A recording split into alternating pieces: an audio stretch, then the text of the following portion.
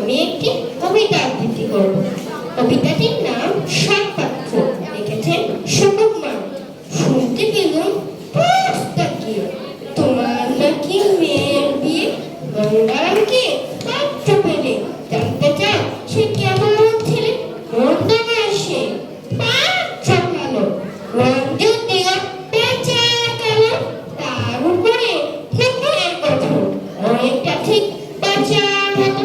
বৃদ্ধ বুদ্ধি বলছি মশাই, ছেলে অর্থবশ্যক 19টি বার মেট্রিক এসে হায় রহে ঠান্ডা শেষে বিষয় গরিব বেদন কষ্টে শিষ্টে দিন চলে যায়।